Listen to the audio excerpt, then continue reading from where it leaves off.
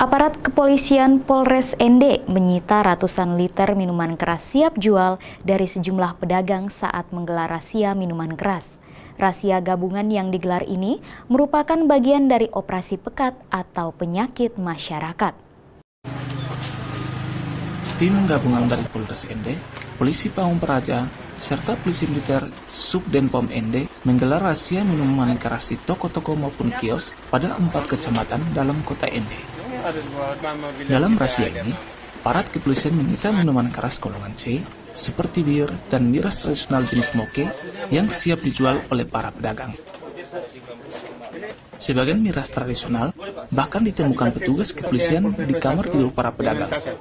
Diduga, para pedagang menyembunyikan miras di kamar tidur karena takut dirazia. Kita razia minuman keras sesuai perintah dari Polda dan juga dari Mabes Polri, Polda lanjut ke Polres untuk melaksanakan operasi. Kita ini kan bersihkan dan berikan peringatan untuk tidak menjual lagi. Itu dimusnahkan nanti? Nanti akan dimusnahkan, kami undang Muspida untuk menyaksikan pemusnahan. Dari razia ini, polisi berhasil menyita ratusan liter miras tradisional maupun bermerek.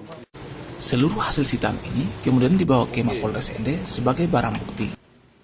Razia miras ini merupakan bagian dari operasi pekat atau penyakit masyarakat yang digelar secara menyeluruh di wilayah NTT sesuai instruksi Kapolda NTT guna menciptakan kondisi aman.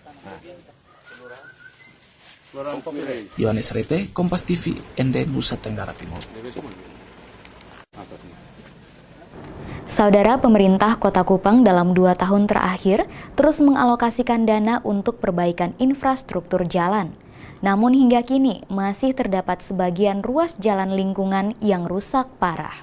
Warga Kota Kupang pun berharap pemerintah Kota Kupang dapat memprioritaskan perbaikan jalan yang kondisinya semakin hari semakin memburuk.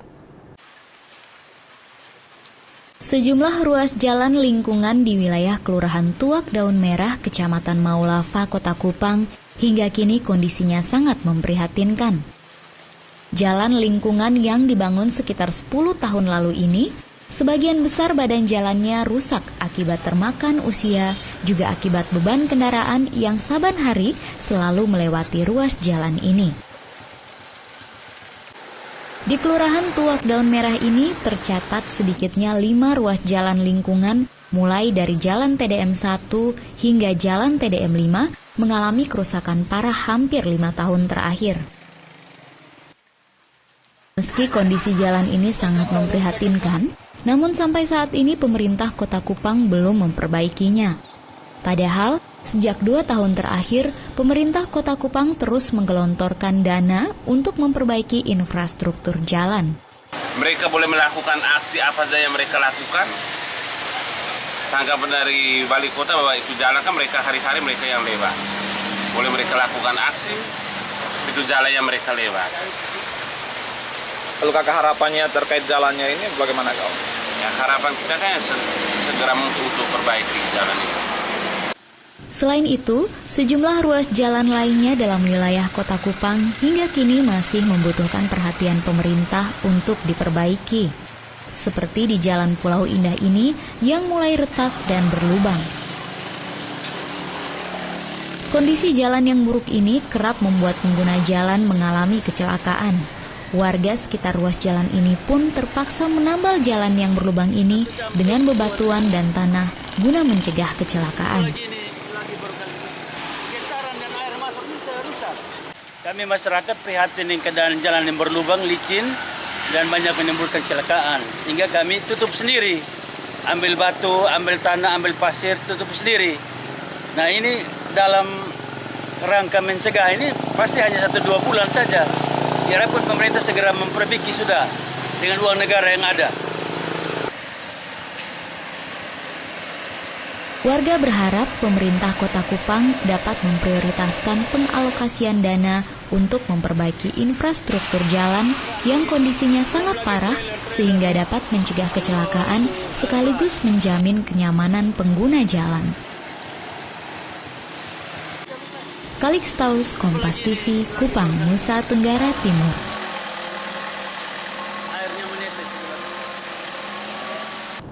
Memasuki puncak musim hujan tahun ini, stok pengiriman ternak sapi keluar Kabupaten Belu menjadi berkurang dari biasanya. Hal ini disebabkan saat musim hujan berat badan sapi siap jual masih di bawah standar. Selain itu, warga setempat pun enggan menjual ternaknya dikarenakan belum membutuhkan dana besar untuk membiayai kebutuhan sehari-hari. Kondisi tempat penampungan ternak sapi siap jual di Atapupu, Kabupaten Belu ini nampak berbeda dari biasanya yang selalu dipenuhi ternak sapi. Tempat penampungan ini mulai kosong sejak Januari lalu akibat stok sapi yang siap jual keluar Kabupaten Belu berkurang drastis saat musim penghujan. Menurut pihak pengusaha sapi, biasanya pengiriman sapi dari Kabupaten Belu ke sejumlah kota di Pulau Jawa mencapai 350 ekor sekali angkut dalam 1 bulan. Namun pada musim penghujan saat ini, sapi yang diantar pulaukan hanya mencapai 200 ekor. Ada waktu-waktu tertentu atau bulan-bulan tertentu baru sapi itu banyak. Contoh seperti sekarang ini. Kenapa bulan seperti ini belum ada sapi? Karena memang sapi belum berat, keadaan curah hujan juga masih tinggi, kebutuhan anak sekolah juga belum ada, sehingga masyarakat belum mau menjual. Berkurangnya stok ternak sapi siap jual ini disebabkan karena berat badan sapi milik warga saat musim penghujan lamban mencapai target berat rata-rata untuk dijual. Selain dipicu berat badan sapi yang lamban mencapai target untuk dijual, berkurangnya stok sapi ini pun disebabkan banyak warga pemilik ternak sapi enggan menjual ternak mereka karena beberapa bulan di awal tahun biasanya warga belum membutuhkan dana besar untuk membiayai kebutuhan hidup mereka. Liu Sikone, Kompas TV, Belu, Nusa Tenggara Timur. Putak dijadikan sebagai makanan tradisional masyarakat daratan timur. Nantikan beritanya setelah jeda berikut.